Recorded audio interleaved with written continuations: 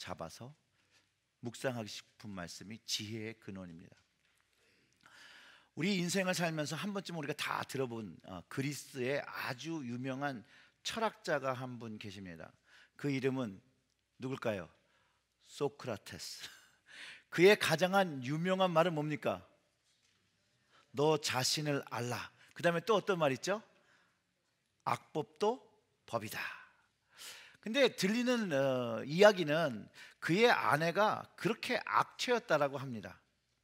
그의 경험에 통해서 얘기를 했는지 모르겠지만 이 총각들이 결혼을 해야 되냐 말아야 되냐라고 소크라테스에게 찾아와서 물어볼 때 소크라테스가 이렇게 가르쳐줬다고 합니다.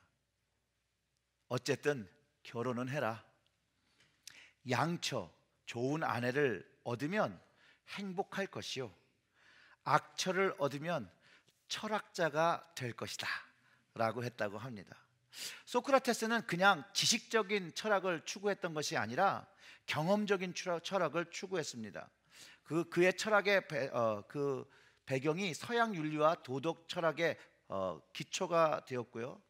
사실 그 당시에 그리스의 철학들은 생각과 지식의 기반을 두었다라고 생각할 수 있으나 그는 철학을 경험과 바탕에 두고 삶과 연결된 지식으로 가르쳐 주었습니다.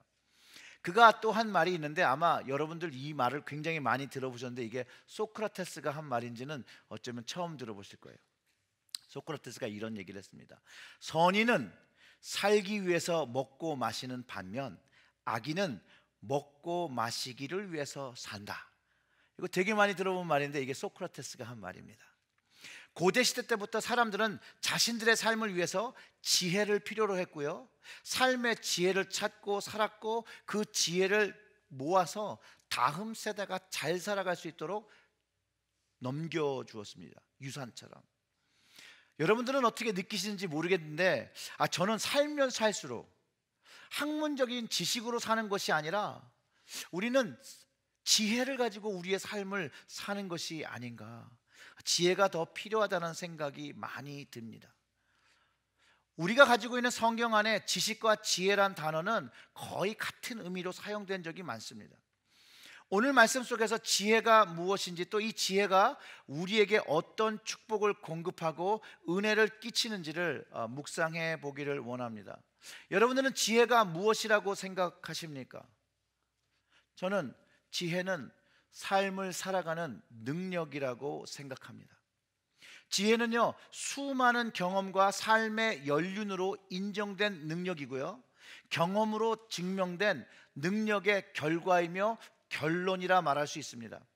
오늘 시편 111편 10절의 말씀을 보면 여호와를 경외함이 지혜의 근본이라, 그의 계명을 지키는 자는 다 훌륭한 지각을 가진 자이니 여호와를 찬양함이 영원히 계속되리이다.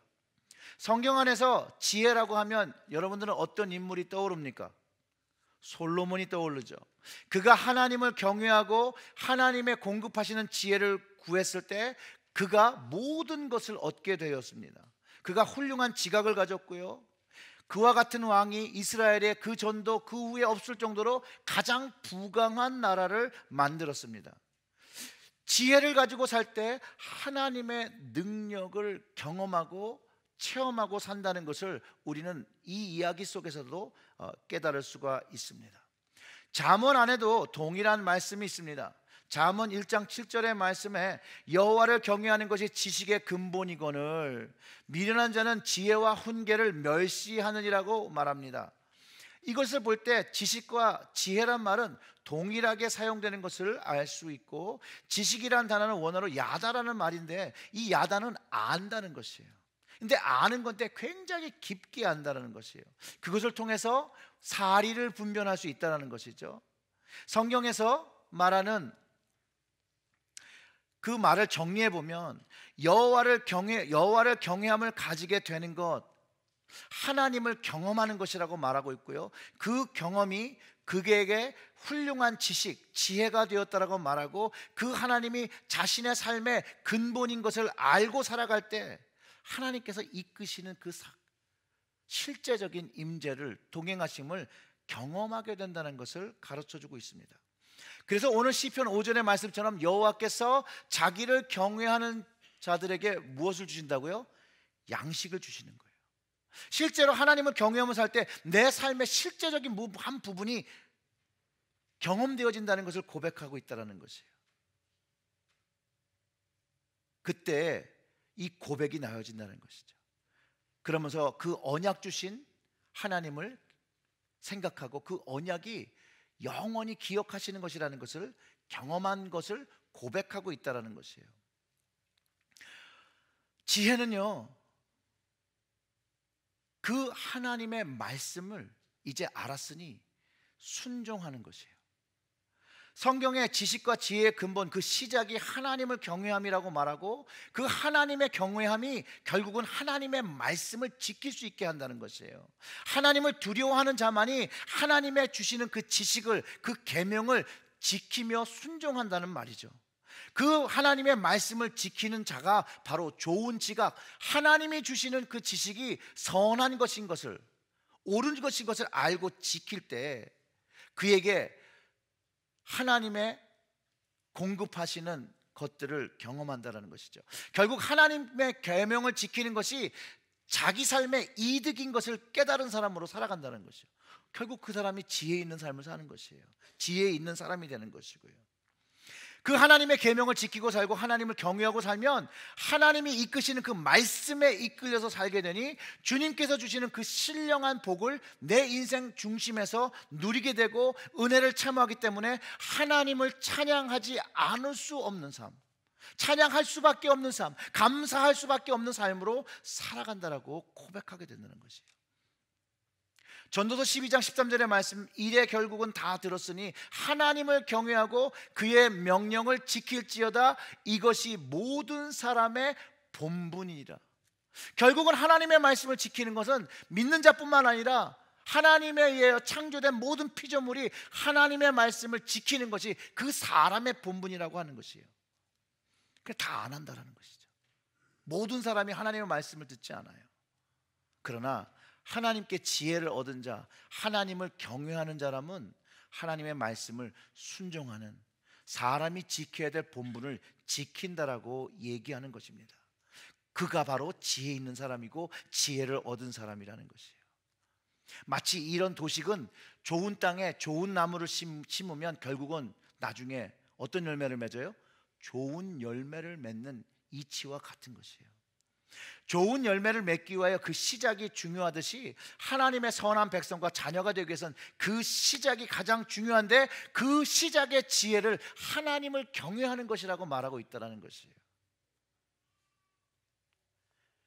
그리고 그 결과는 하나님을 찬양하고 은혜롭고 복된 삶을 체험하는, 하나님을 경외하며 지혜 있는 삶을 살고 지식 있는 삶을 살고 하나님 말씀에 순종하는 삶을 살게 되어서 결국은 하나님이 공급하시는 모든 은혜를 누리고 또 그 하나님과 동행하며 사는 것이라고. 그렇기 때문에 그 고백이 찬송과 감사가 끊어지지 않는 것이라고 오늘의 말씀이 전하고 있는 것입니다. 사랑하는 성도 여러분, 여러분들은 어떤 지혜를 가지고 사십니까? 정말로 우리에게 주어진 하나님의 지혜로 인하여 우리는 하나님의 복된 삶을 누리고 찬송과 감사의 삶을 살고 계십니까? 이 지혜는요, 하나님과 나 사이에 문을 이렇게 열어줍니다. 하나님을 경외함이 지식의 근본, 그 근원, 시작을 이야기하고 있고요, 하나님을 경외하는 그 지혜가 우리의 삶 속에서 시작됨으로 인해서 하나님께서 역사하시는 삶을 경험한다라고 이야기하는 것이죠. 그러니 그 영적 문이 열린 것이죠. 하늘의 문이 열린 것이죠. 이전에 하나님을 알지 못할 때는 경험하지 못하던 것이 이제 하나님을 알고 하나님을 경외하니, 하나님을 예배하니 이제 하나님과 교통하기 시작한다는 거예요. 그리고 총체적인 지혜는 나한테 있는 것이 아니라 하나님으로부터 오는 것이라는 것이에요. 하나님을 경외할 때 하나님으로부터 이 지혜가 오는 것이에요. 그것을 깨닫게 되는 것이에요. 이것은 우리가 우리의 기도의 패턴을 볼 때 알 수 있습니다. 지혜는 내가 소유한 것이 아니기 때문에 우리는 기도하며 지혜를 구한다라는 것이에요. 지혜를 달라고 구하는 것이고 구할 때 하나님께서 주시는 것인 것을 우리가 이해해야 된다는 것이에요. 지혜가 만약 우리 안에 있는데 못 찾는 것이라면 우리는 하나님, 우리 안에 있는 내가 갖고 있는 이 지혜를 충분히 잘 사용할 수 있도록 도와주세요라고 이렇게 기도를 했을 것이에요. 우리 안에 지혜가 없기 때문에 구한다라는 것이에요.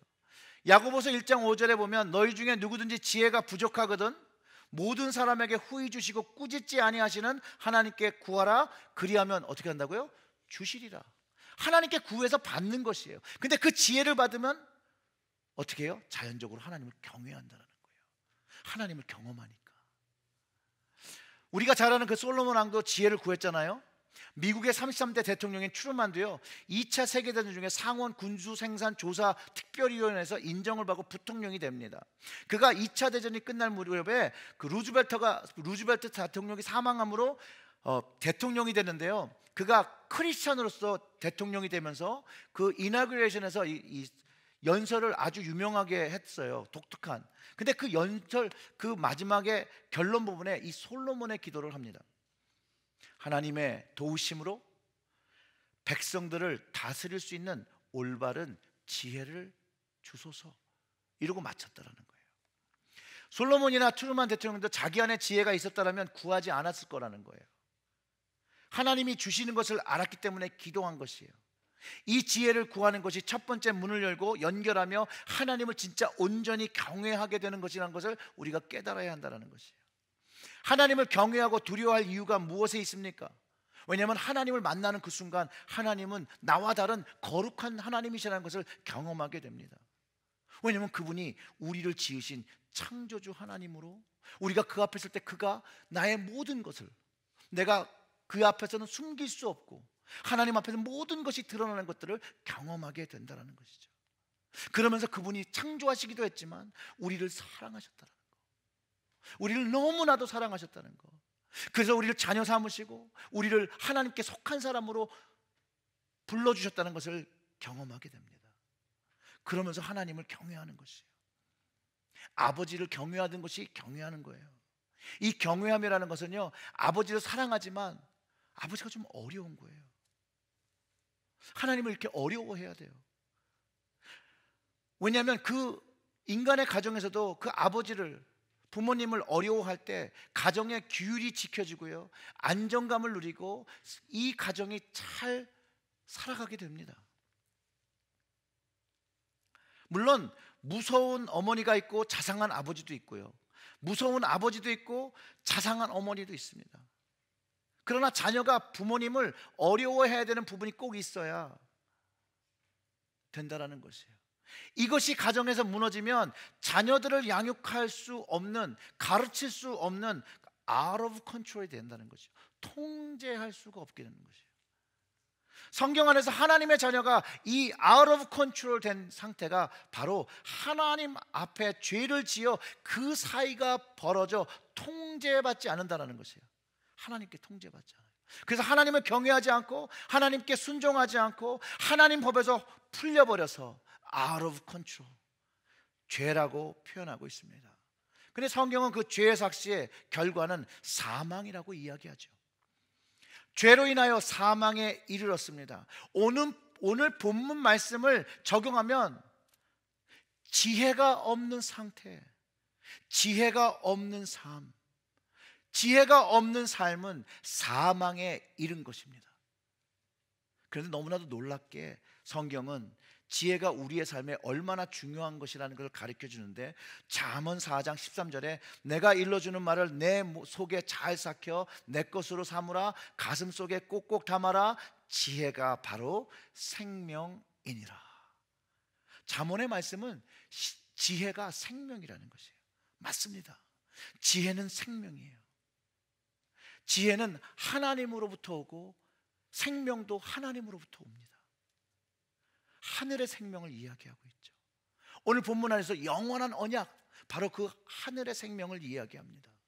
즉 지혜의 근원도 생명의 근원도 그 모두가 창조주 하나님에게서 오기 때문에 우리는 하나님께 그것을 구해야 되고 그것을 경험하며 하나님을 경외해야 한다는 것이에요. 그분이 우리의 생명을 주실 수도 있고 거둘 수도 있고 우리에게 기쁨을 줄 수도 있고 복을 줄 수도 있는 그것을 생사화복을 주관하시는 하나님이시라는 것이에요. 창조주 하나님. 그리고 우리와 하나님 사이를 연결하고 있는 그 지혜의 선, 생명선이 늘 연결되어 있어야 한다는 것이에요. 이 지혜의 끈이 연결되어 있을 때 우리의 삶 속에서 하나님의 생명을 경험하고 그분의 역사하심을 경험하게 됩니다. 우리의 삶 속에서 살아 역사하신 하나님을 경험하고 여러분들은 인정하십니까? 하나님이 여러분 가정에 계심을 경험하십니까? 그것을 인정하고 그것에 경외감을 드리면 하나님은 반드시 내 삶 속에서 역사하신다는 거예요. 이건 정말 콩나무인데 콩 심은데 콩나고 팥 심은데 팥나는 이치예요. 하나님을 경외하면 하나님의 지혜가 하나님으로부터 공급되어지고 하늘의 지혜를 가지니 하늘의 생명을 소유하고 살게 되고 그 안에 하나님의 임재와 동행하심을 경험하게 된다는 것이에요. 그러면 그 다음부터 세상과 다른 가치관을 가지고 관점을 가지고, 왜냐하면 하늘의 지혜를 얻었기 때문에 하늘의 생각과 하늘의 관점을 가지고 이 땅에 하나님의 자녀로 살아가는 것이에요. 그리고 그 하나님의 은혜로 그분과 동행하심과 그분의 역사하심을 우리 삶 속에서 우리의 가정에서 체험하며 오늘 시편 111편에서 고백하고 있는 그 고백이 자연적으로 우러나게 된다는 것이죠. 시키지 않아도. 그 1절과 2절을 보면 하나님을 먼저 찬양하잖아요. 할렐루야, 내가 정직한 자들의 모임과 회중 가운데서 전심으로 여호와께 감사하리로다. 하나님께 내 인생에 관여하시고 내 인생에 함께 하시니 감사할 수밖에 없죠. 여호와께서 행하시는 일이 크시오니 이를 즐거워하는 자들은 다 기리는도다. 하나님을 경험한 사람이 고백할 수 있다는 거예요. 하나님을 경험하지 못한 사람은 이런 고백을 할 수가 없어요. 맨하탄에 그 하버스트 미니시죠. 그 팀 켈러라는 목사님이 계십니다. 그 목사님이 churchleaders.com에 이런 짧은 글을 올렸어요. 3 questions fake Christians cannot answer. 가짜 그리스도인들은 대답 못하는 3가지 질문이라는 제목으로 글을 올리셨는데 너무나도 인상적이라서 함께 나누기를 원합니다. 첫 번째, 하나님께서 얼마나 당신 삶 가운데 실제로 나타나십니까? 이 질문에 답을 못하면 가짜 그리스도인이에요. 다른 질문으로 바꿔서 얘기하면 당신의 삶 속에서 진정으로 하나님의 임재를 경험하고 그분의 사랑을 체험하십니까? 두 번째는요, 이 성경이, 우리가 갖고 있는 이 성경이 당신을 변화시키는 살아있고 운동력이 있는 말씀이라는 사실을 발견하고 경험하십니까? 이 질문을 다르게 또 바꿔서 얘기했어요. 말씀을 통하여 당신을 향한 하나님의 부르심과 그 뜻을 발견하십니까? 그리고 세 번째 질문이 이거예요. 당신에게 있는 하나님의 은혜가 과거에 비해서 더 영광스럽다는 사실을 발견하고 있습니까? 그러니까 이전에 경험했던 그 은혜가 그때 그 은혜의 그 기준에서 하나님을 점점 알아오니 현재에 생각하는 그 과거에 주셨던 그 은혜가 더 깊어졌다는 거예요. 그래서 하나님의 자비하심을 붙잡고 하나님의 은혜를 붙잡고 살고 있냐는 그런 질문을 하시면서 우리에게 그 질문을 답해보라고 하는 거죠. 여러분들은 이 질문에 모두 아멘이라고 답을 하실 수 있으십니까? 하나님은 그냥 상상 속에 계신, 이야기 속에 계신 분이 아닙니다.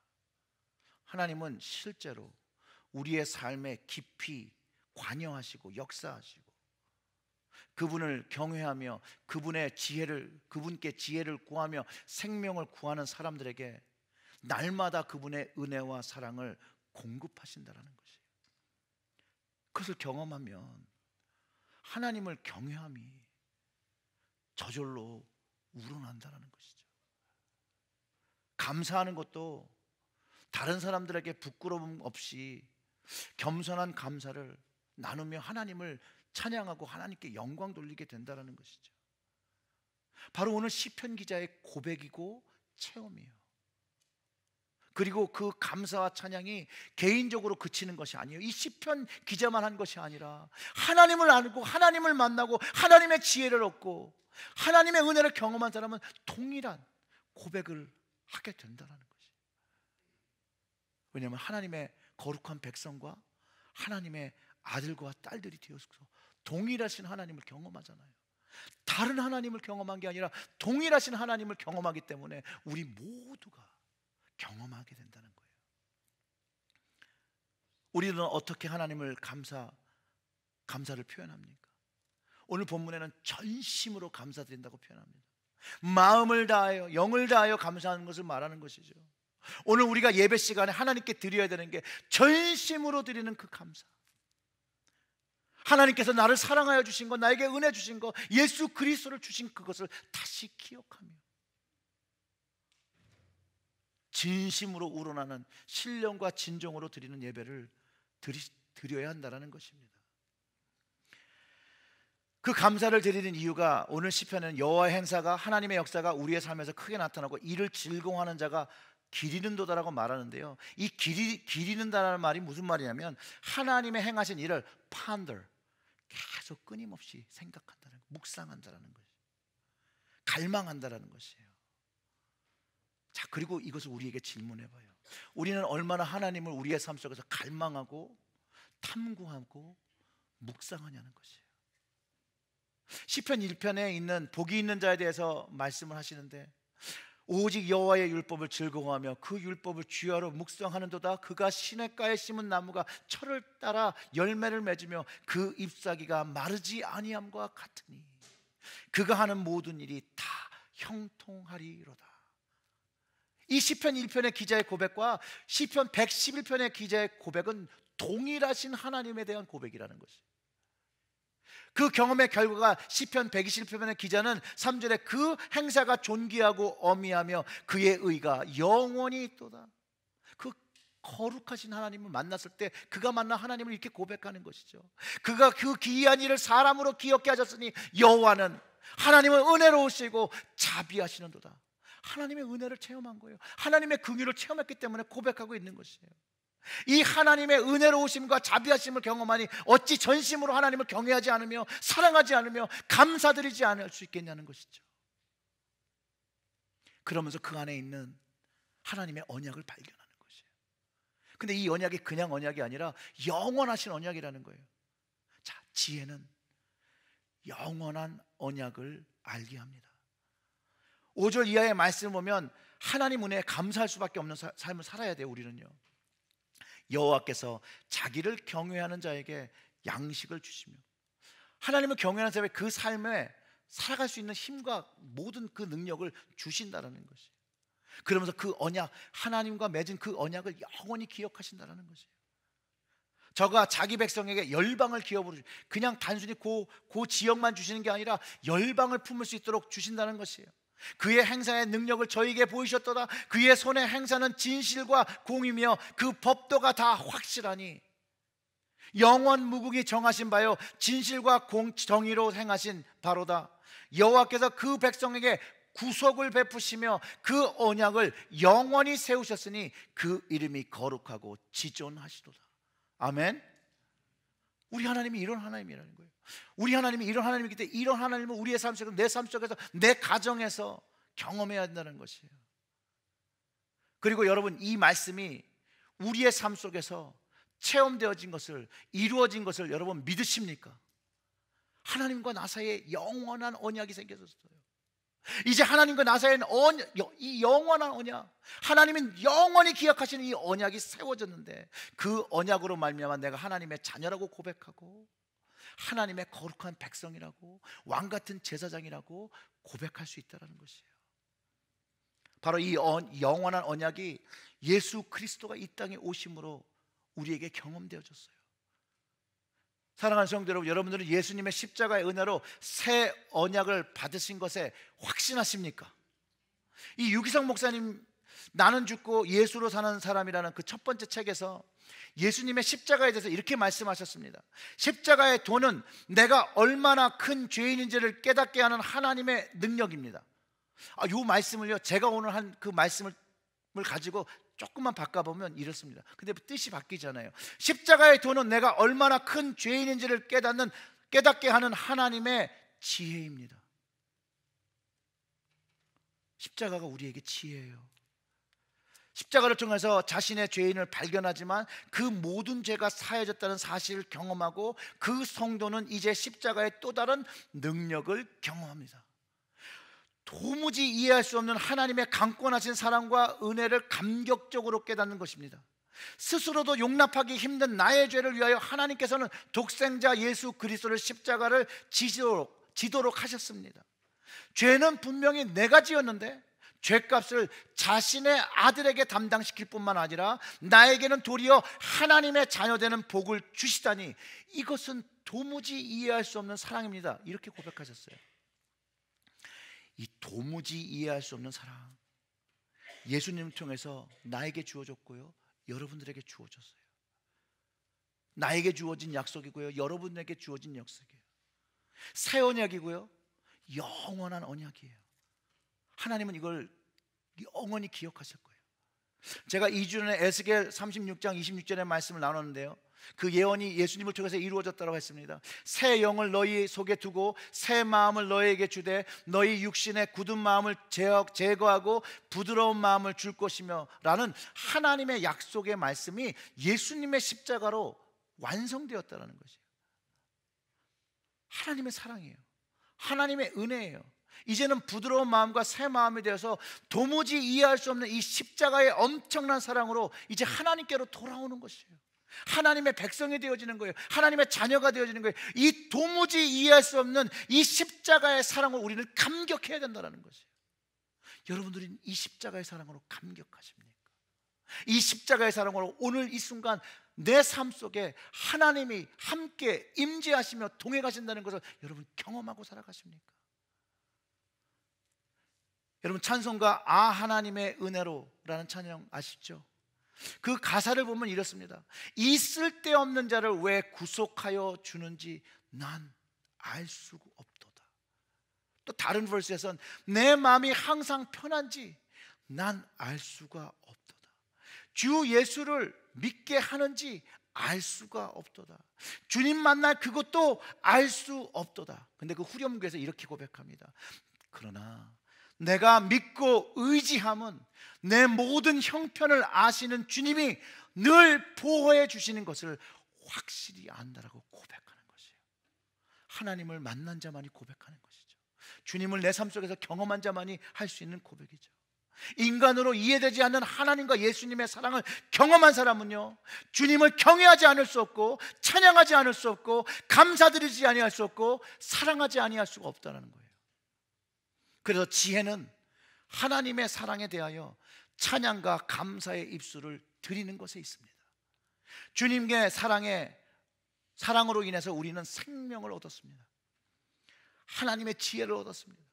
주님 주신 이 생명과 지혜를 계속해서 지키고 가지려면 계속해서 날마다 하나님을 인식하며 하나님을 경외해야 한다는 것이에요.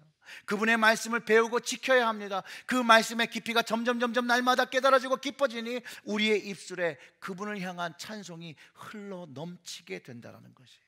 그것을 히브리서 13장 15절에서 그러므로 우리는 예수로 말미암아 항상 찬송의 제사를 하나님께 드리자. 이는 그 이름을 증언하는 입술의 열매니라. 이게 우리가 하나님을 경외하는 사람, 하나님을 만난 자에 드려야 할 예배의 모습입니다. 또한 시편 기자의 신앙의 고백이고 우리의 고백이 되어져야 합니다. 하나님의 이름을 증거하는 감사의 입술, 찬송의 입술을 소유하시기를 주님의 이름으로 축원합니다. 여러분 하나님의 지혜를 원하십니까? 그러면 하나님께 구하십시오. 그러면 하나님 창조주 아버지 되심을 경험하고 하나님 아버지를 경외하며 우리의 삶 속에서 그분의 살아 역사하심을 성령님을 통해서 경험하게 됩니다. 예수 그리스도를 경험하게 됩니다. 오직 예수 그리스도의 십자가의 능력을 체험할 때 하나님 아버지를 경외하게 되고 그 시작으로 우리는 거룩한 백성, 하늘의 백성으로 살아가게 됩니다. 사랑하는 체리힐제일교회 형제자매 여러분, 하나님만을 경외하심으로 하나님의 살아 역사하심을 경험하시고 그 경험의 지혜를 경험하고 예수 그리스도를 체험하심으로 견고한 믿음 가지시고 하늘의 지혜, 하늘의 생명 가지고 성령님의 동행하심을 통해서 풍성한 은혜가 항상 흘러 넘치는 삶 누리시기를 주님의 이름으로 축원합니다. 다 같이 기도하겠습니다. 하나님, 하늘의 지혜를 구합니다. 꾸짖지 아니하시고 후히 주시는 아버지께서 하늘의 지혜, 하늘의 생명, 하늘의 능력을 경험케 하시고 살아 역사하시는 하나님을 체험하며 주님 앞에 늘 거룩한 자녀의 모습으로 살아가게 하여 주시옵소서. 오늘도 십자가에서 우리가 용서를 구할 때 오늘도 그 자비하심으로 우리를 용서하시는 것을 우리가 깨닫습니다. 하나님만이, 주님만이 내 인생에 강권하시는 사랑 주신 것 다시 한번 우리의 마음속에서 깨달아지게 하시고 감동하게 하시고 하나님의 뜻을 깨달아 우리 좋으신 하나님 그 아버지께 경외함을 드리는 오늘의 예배가 될 수 있도록 주님께서 축복하여 주시옵소서. 우리의 심령을 열고 하나님 아버지를 만나기를 소원하는 그 심령들마다 하나님 하늘의 지혜와 생명으로 강권하여 주시옵소서. 이 모든 말씀 우리 구주 예수님의 이름으로 기도드렸습니다. 아멘.